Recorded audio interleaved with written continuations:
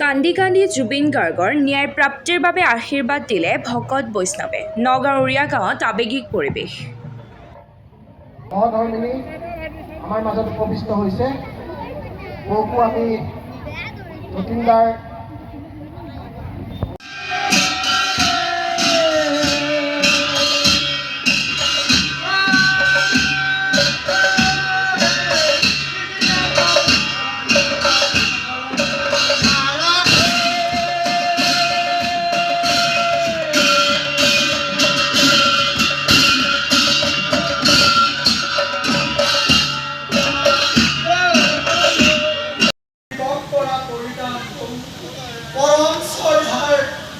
আমাৰ জুবিন দেৱৰ প্ৰভুৰ দেৱলৈ আত্মাৰ সদ্গতিৰ কামনাৰে ৰাইজে আকৌ সুদৰ শেষত এচৰণ মহামন্ত্ৰ নাম সিংহ কৰা পঢ়াৰে গলে বস্ত্ৰ বান্ধি কাকন্য কৰিছে।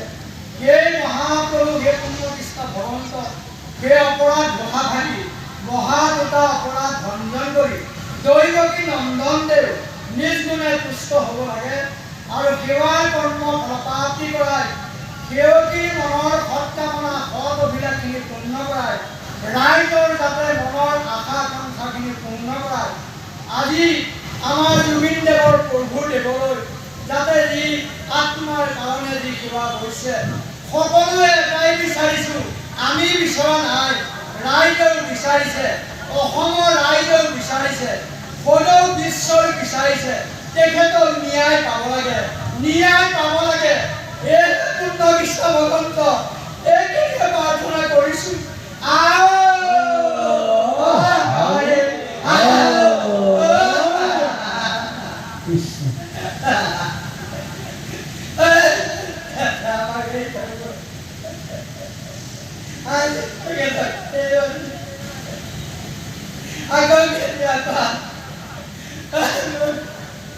তেখেতৰ আত্মাই শান্তি পাওক, শান্তি পাওক, শান্তি শান্তি কৃষ্ণ বান্ধৱ।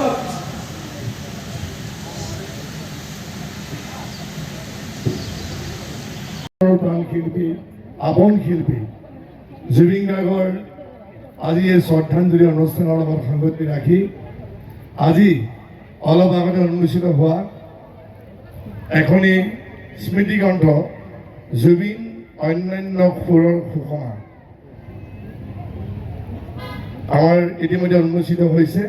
সম্পাদনা প্ৰহেলিকা কৌশিক আৰু সম্পাদনা সমিতিৰ উপদেষ্টা কমলেশ শইকীয়া, ডক্টৰ ত্ৰিদীপ গোস্বামীকে প্ৰমুখ কৰি সহকাৰী সম্পাদক সদস্যসকলো আছে। লগতে এই যিখন স্মৰণিকা প্ৰায় আমাৰ 120 পৃষ্ঠাৰ, য'ত কেইবাটাও কবিতা, তেওঁৰ বিষয়ে লিখা প্ৰবন্ধ, বাতৰি কাকতত ওলোৱা কেইবাটাও প্ৰবন্ধকে কৰি তেওঁৰ বিষয়ে বহুখিনি সন্নিৱিষ্ট কৰা হৈছে। মই আশা ৰাখিছোঁ যে এই স্মৰণিকাখনে উঠীয়া প্ৰজন্মক অধ্যয়নৰ যোগেদি জুবিনক আৰু অলপমান জানিবৰ কাৰণে সুবিধা হ'ব। মই ধন্যবাদ জনাইছোঁ উৰিয়া গাঁৱৰ আঞ্চলিক যুৱবৃন্দ আৰু ৰাইজক, সম্পাদনা কমিটিখনক যে 5টা দিনৰ ভিতৰত এখন সুন্দৰ স্মৰণিকা ইতিমধ্যে উলিয়াইছে, আমি উন্মোচন কৰিলোঁ। আমি জুবিনৰ যি আদৰ্শ, সেই আদৰ্শ আগুৱাই নিবৰ কাৰণে এয়া সুন্দৰ প্ৰচেষ্টা। আমাৰ মাজত উপবিষ্ট হৈ জুবিনদাক আমি জীয়াই ৰখাৰ যি প্ৰয়াস, সেই প্ৰয়াসত আমাক প্ৰত্যক্ষভাৱে সহযোগ কৰিছে।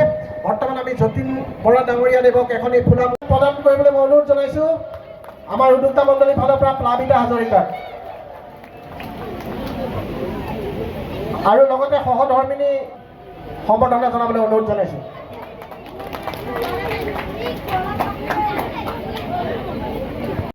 এই দিহানামৰ উদ্বোধন কৰিবলৈ আমি তেখেতক আমন্ত্ৰণ জনাইছিলোঁ।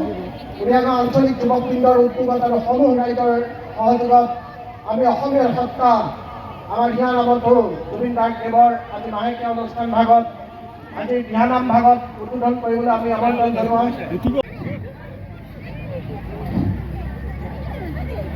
উৰিয়া গাঁও আঞ্চলিক যুৱকবৃন্দ উদ্যোগত আৰু সমূহ ৰাইজৰ সহযোগত আমাৰ অসমীয়াৰ সত্তা ইয়াৰ নামতো জনকণ্ঠ জুবিন গাৰ্গ দেৱৰ মাহেকীয়া অনুষ্ঠান ভাগৰ লগত সংগতি ৰাখি নগাঁও জিলাৰ মধ্যস্থলী উৰিয়াগাঁও খেলপথাৰত আজি আমি আমন্ত্ৰণ কৰি আনিছোঁ আমাৰ এখনি চেলেঞ্জ পালন কৰিছোঁ।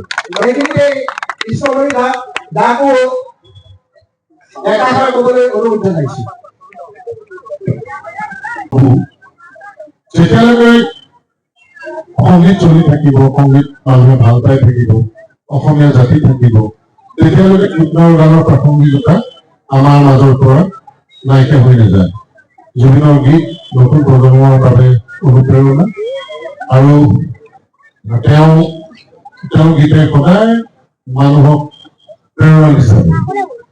আজি এজন বক্তাই কোৱা কথাটো মোৰ মনত ভাল লাগিল তাত, যে আমি কাকতে পত্ৰই আপোনালোকে গম পাইছিলে জুবিন গাৰ্গে এটা নিজৰ ঘৰটোকে সম্পূৰ্ণ নিৰ্মাণ কৰিব নোৱাৰিলে। সেই কথাটো সেই সময়ত দুখ পাইছিলো। সেইটো এটা সাধাৰণ কথা, ঘৰ এটা বনাব নোৱাৰিলে পাৰিলে। কিন্তু আপোনালোকে মন কৰক, কোটি কোটি অসমীয়া ভাৰতীয় বিশ্ববাসীৰ ওচৰত অন্তৰত তেওঁ এখন এনেকুৱা ঘৰ প্ৰতিষ্ঠাটো কৰি থৈ গ'ল, যিখন ঘৰত ইটালী চিমেণ্ট এইবিলাক নালাগে, কেৱল মৰম চেনেহ লাগে। সেয়া জুবিন গাৰ্গৰ কোটি কোটি ঘৰ আছে। ইয়াত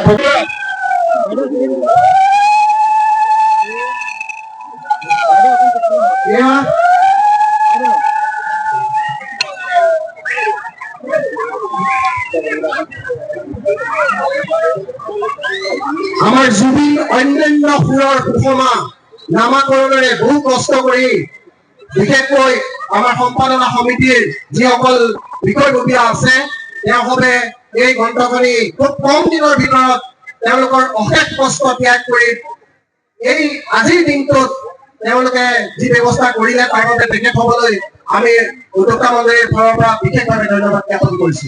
এই সুযোগতে আমি আমাৰ শ্ৰদ্ধাৰ আজি উৰিয়াগাঁও আঞ্চলিক যুৱকবৃন্দৰ দ্বাৰা ইয়াত উৰিয়াগাঁও এই উৰিয়াগাঁও ফিল্ডত আমাৰ অতি মৰমৰ হিয়াৰ আমঠু প্ৰাণৰ শিল্পী জুবিন গাৰ্গৰ আদ্যশ্ৰাদ্ধ এই মাহ সম্পূৰ্ণ হোৱাৰ কাৰণে আজি ইয়াত অনুষ্ঠিত কৰিছে। এইটো সম্পূৰ্ণ ধৰ্মীয় ৰীতি নীতিৰে ৰাপুৱাৰ পৰা প্ৰসংগ, নাম কীৰ্তন, ভাগৱত ইত্যাদি আমাৰ যি ধৰ্মীয় ৰীতি নীতিৰে পালন কৰিছে। ইয়াত বহুত লোক হৈছে আৰু তেওঁলোকে ইয়াত জুবিন গাৰ্গৰ স্মৃতি চাৰণ কৰি এখন স্মৃতি গ্ৰন্থ প্ৰকাশ কৰিছে। সেইখন বৰ সুন্দৰভাৱে প্ৰকাশ কৰিছে। ইতিমধ্যে প্ৰকাশ উন্মোচন হৈ গ'ল। আৰু মই আচলতে আহোঁতে কিছু পলখন আজি কাকিটো এটা অনুষ্ঠান আছিল, তাত আজি জুবিনৰ এটি পূৰ্ণাংগ প্ৰতিমূৰ্তি উন্মোচনী অনুষ্ঠান আছিলে। আমিও কিছু শিল্পী নাগৰিক কিছু তালৈ গৈছিলোঁ আৰু তাৰ ৰাইজো আছিলে। আমি সেইটো অংশগ্ৰহণ কৰি ইতিমধ্যে আহি পাইছোহি। আৰু হয়, আজি এমাহ অতিক্ৰম কৰিলে এতিয়াও এই ঘটনাটোৰ ৰহস্য উদ্ঘাটন নহ'লে লেহেমগুটিত গৈছে বুলি ভাবিছে নেকি যিটো ন্যায় ব্যৱস্থা? আচলতে আইনী প্ৰক্ৰিয়াটোৰ ওপৰত আচলতে ইমান ডাঠি মই কোৱাটো উচিত বুলি মই নাভাবিম। কিন্তু অসমৰ ৰাইজে যেনেকৈ ন্যায় প্ৰক্ৰিয়াটো ক্ষিপ্ৰতাৰে আগবাঢ়ি যোৱাটো কামনা কৰিছে, সেই হিচাপে প্ৰশাসনে বা চৰকাৰখনে যিমান পাৰে আৰু ক্ষিপ্ৰতাৰে কামখিনি কৰিব লাগে। আৰু অসম মানুহে এটাই জানিব বিচাৰি আছে, জুবিন গাৰ্গৰ মৃত্যুৰ কাৰণ কি, কেনেকৈ হৈছিলে। প্ৰকৃত কথাটো যেতিয়া ৰাইজৰ ওচৰত উপস্থাপন কৰিব, তেতিয়াহে ৰাইজ শান্ত হ'ব। ময়ো সেই ৰাইজৰ মাজৰে এজন, যে জুবিনৰ যি মৃত্যু, সেই মৃত্যুৰ তদন্ত ক্ষিপ্ৰতাৰে হ'ব লাগে। আৰু যদি অপৰাধ কোনোবাই কৰিছে, সেই ন্যায় হ'ব লাগে, ন্যায় পাব লাগে আৰু দোষীয়ে শাস্তি পাব লাগে। অহা বহাগত জুবিন গাৰ্গৰ অনুপস্থিত আৰু উৰিয়াগাঁও ৰাইজৰ সহযোগত আজি প্ৰয়াত শিল্পী, প্ৰতিগৰাকী অসমীয়াৰ প্ৰাণৰ শিল্পী জুবিন গাৰ্গৰ আজি 30টা দিন হ'ল মাহেকীয়া যি অনুষ্ঠান আয়োজন কৰিছিলে, শ্ৰদ্ধাঞ্জলি অনুষ্ঠান, এক বৃহৎ আয়োজন। কাৰণ ইয়াত সকলোবোৰ ৰাইজ যি ধৰণে ওলাই আহিছে সঁচাই অভিভূত হৈছোঁ। ইয়াতে কিমান ভাল পায় ইয়াৰ নিৰ্দেশনা অসম ৰাইজে বেলেগে দিয়াৰ প্ৰয়োজন নাই। আমি যোৱা এটা মাহ দেখা পাইছোঁ যে এটা মাহ ৰাইজে ভালকৈ খাব পৰা নাই, শুব পৰা নাই, আৰু এতিয়াও যে চবৰে উপলব্ধি হৈ আছে জুবিন গাৰ্গ আমাৰ মাজত এতিয়াও জীয়াই আছে। আৰু আজি শ্ৰদ্ধাঞ্জলি লগতে এখন স্মৃতিগ্ৰন্থ জুবিন অন্যান্য সুৰৰ সুষমা আজি উন্মোচনো কৰিল, যাতে তেওঁৰ বিষয়ে নজনা কথা বহুত যাতে আমি ধৰি ৰাখিব পাৰি। বিশেষকৈ জুবিন গাৰ্গৰ বিষয়ে এতিয়াতো আমাক কোৱাৰ কোনো প্ৰয়োজন নাই, প্ৰতিগৰাকী ব্যক্তি জানে, কিন্তু আমাৰ সদায় প্ৰতিদিন এটা আমাৰ সদায় অনুভৱ হয় জুবিনত যিমান আমি গম পাইছোঁ এতিয়ালৈকে আৰু যেন তাতকৈ বহুত ওপৰত জুবিন গাৰ্গ। প্ৰতিটো মুহূৰ্ত সদায় যেনিবা আমি সদায় অনুভৱ কৰি আহিছোঁ। আজি 30টা দিনটো যেতিয়া মই ঘৰৰ পৰা ওলাই আহিছিলোঁ, এটা কথাই সদায় এতিয়া মনলৈ আহে যে নাহৰ বুলি চিঞৰি থাকিলে নহ'ব, নিজৰ গৃহত এজোপা নাহৰ ৰুব। য'তে জুবিন গাৰ্গ আজি মই ঘৰৰ পৰা ওলাই আহোঁতো নাহৰ মই আজি ৰুই থৈ আহিছোঁ। প্ৰতিটো বস্তু জুবিনৰ সৃষ্টিখিনি চিনেমা আৰু জুবিনৰ যিখিনি মহাবতাত জুবিনৰ যিখিনি নীতি প্ৰতিটো অসমীয়া তেওঁৰ যিখিনি সৃষ্টি আজি আমি যদি সুন্দৰকে প্ৰজন্মৰ পিছত প্ৰজন্মৰ যাতে আমি ধৰি ৰাখিব পৰা যায় তাৰ কাৰণে ব্যৱস্থা আমি কৰিব লাগিব। নগাঁৱত আমি এটা বৃহৎ পৰিকল্পনা কৰিছোঁ, আৰু আজি উৰিয়া গাঁও ৰাইজে আমাক অনুৰোধ কৰিছিলে যে উৰিয়া গাঁৱত এটা জুবিন গাৰ্গৰ এটা প্ৰতিমূৰ্তি নিৰ্মাণ কৰিব লাগে। আমাৰ ব্যৱস্থাপনাত আমি সন্মত হৈছোঁ, আজি ঘোষণা কৰিছোঁ যে নগাঁৱৰ লগতে উৰিয়া গাঁৱতো জুবিন গাৰ্গৰ এটা প্ৰতিমূৰ্তি ইয়াত নিৰ্মাণ কৰা হ'ব।